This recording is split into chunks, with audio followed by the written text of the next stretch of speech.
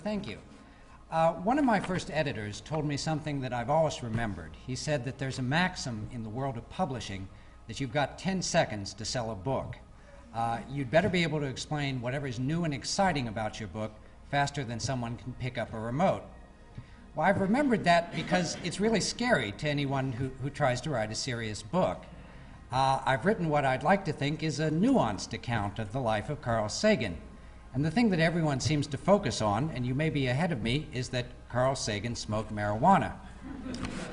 Well, now don't get me wrong, I thought this was a perfectly good revelation as biographical tidbits go.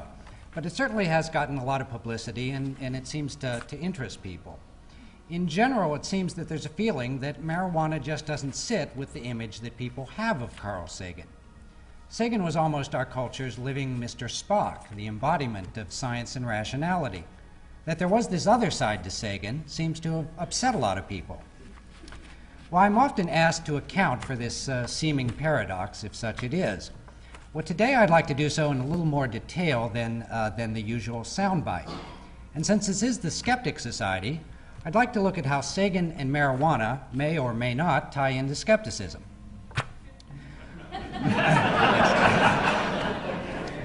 Well, when I first started writing this book, I had no idea that marijuana was going to be part of it.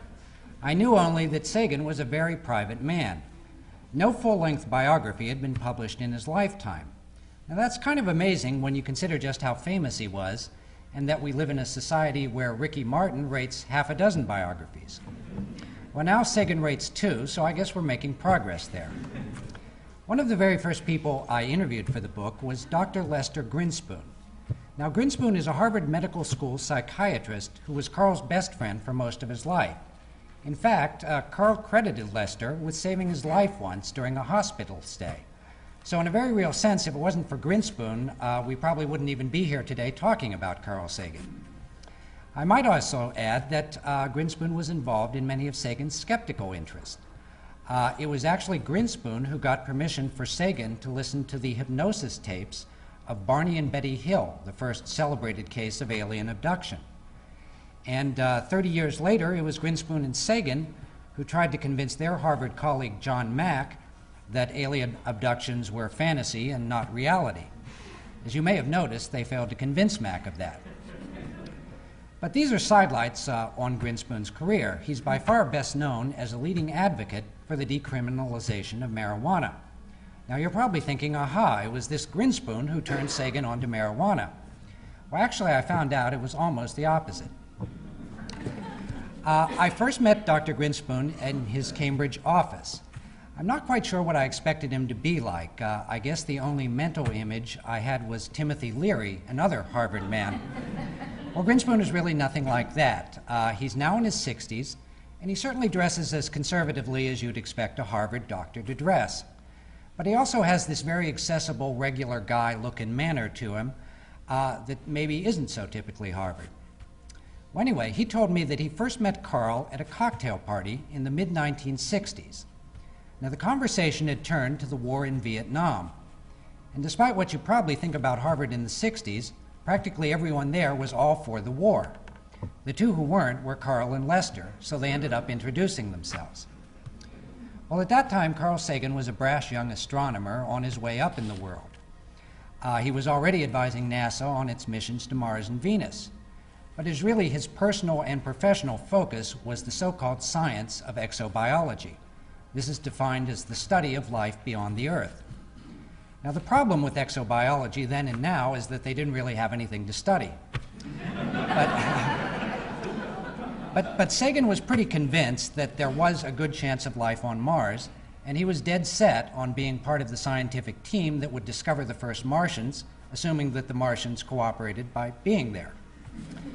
Well, Lester Grinspoon was about to embark on his own quite different professional crusade. At that time, the use of marijuana was increasing among young people, and as a psychiatrist, he was alarmed by that trend. Grinspoon had the idea of compiling a truly scientific case against marijuana and publishing it so that people would realize what the dangers were. But as this work progressed, Grinspoon's ideas about the drug made almost a 180-degree turn. Now, this was for many reasons. He found, first of all, that there had been few scientific studies of the drug. The few most credible ones failed to demonstrate the sort of hazards that were widely being claimed. Grinspoon's work culminated in a 1971 book called Marijuana Reconsidered. I think this book is interesting for a skeptic to read, even if you're sure it's dead wrong and it's not going to convince you of anything. Well, anyway, Grinspoon found that Sagan served as almost a kind of walking object lesson for him. When they met, Sagan had been using marijuana for half a dozen years. Grinspoon had never tried the drug at all. And the thing that impressed Grinspoon was that Sagan seemed to defy all the stereotypes about pot smokers. Far from being laid back, Sagan was the most extreme sort of workaholic. He was certainly a man with a sense of a scientific mission to accomplish. And Sagan was apparently able to use the drug in sensible moderation without any obvious ill effects. Well, one chapter of Grinspoon's 1971 book concerns literary accounts of people's experiences with marijuana. Now, for the most part, Grinspoon excerpted these from the writings of people like Baudelaire and Allen Ginsberg. But Grinspoon got the idea it would be great if Carl would write his own account. Well, somehow he talked him into doing it. Carl agreed on the condition that it be published anonymously. So he used the name Mr. X. Well, I've written scientific biography before, and I can tell you it's the hardest thing in the world to get scientists to talk about their sex lives, or about anything aside from science, pretty much. Well, the Mr. X piece is amazingly candid, certainly about the drugs, and to a degree about other aspects of Sagan's life as well. So it was really quite a revelation. In this Mr. X piece, Sagan claims that cannabis enhanced the enjoyment of everything from sex to classical music to baked potatoes. He seems to think that he was able to function pretty normally while using the drug. He even says he sometimes drove a car while stoned. And I should add that that's something even normal tells people not to do in these more safety-conscious times. But the most unusual thing about Sagan's experiences, I think, was doing science while under the influence. Now, in the Mr. X piece, he writes, I quote, "I have made an effort to think of a few particularly difficult problems in my field when high. I find that it works, at least to a degree. I am able to bring to bear a range of experimental facts which appear to be mutually inconsistent." Unquote. Well, Grinspoon assured me that Sagan really believed he got many of his best ideas this way. He remembered one occasion where someone sent him, Grinspoon, an unsolicited gift of marijuana, and it turned out to be one of those particularly potent batches. Well, as soon as Carl found out about that, he said, "You've got to give that to me. I've got work to do."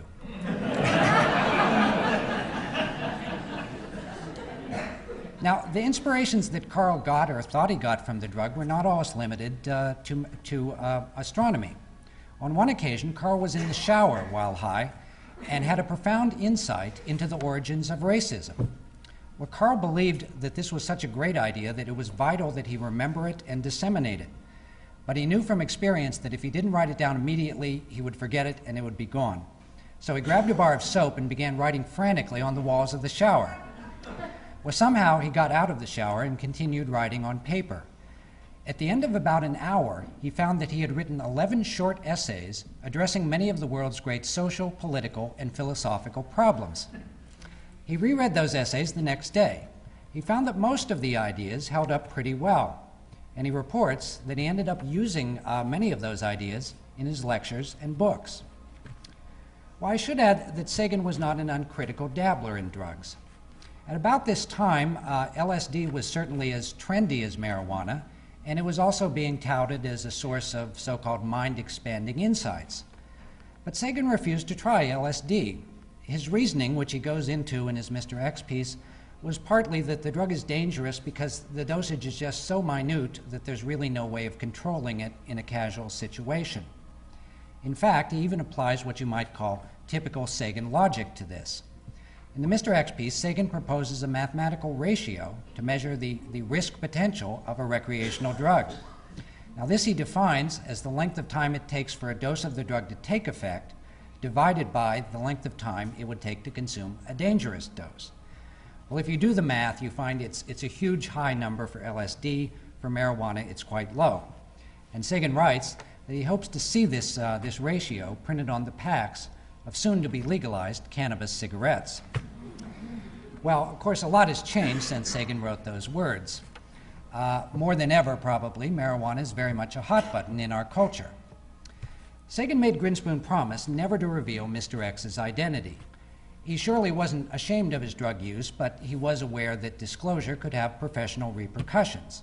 After all, he had to pass security clearances for NASA, and he was always testifying before Congress. Well, both men took this vow of secrecy quite seriously. Grinspoon mentioned that many years later, Sagan's firstborn son, Dorian, grew up, and he read Marijuana Reconsidered. Now, Dorian was able to put two and two together. He went to Grinspoon, who had been practically an uncle to him, and asked him if Carl wasn't Mr. X.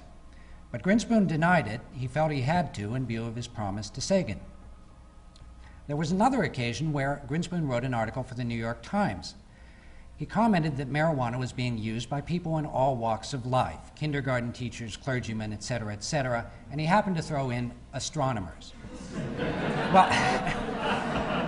Well, when Carl read that, he was shocked. I mean, he was upset even by that very, very oblique mention. So you're probably asking, how did Grinspoon come to tell me?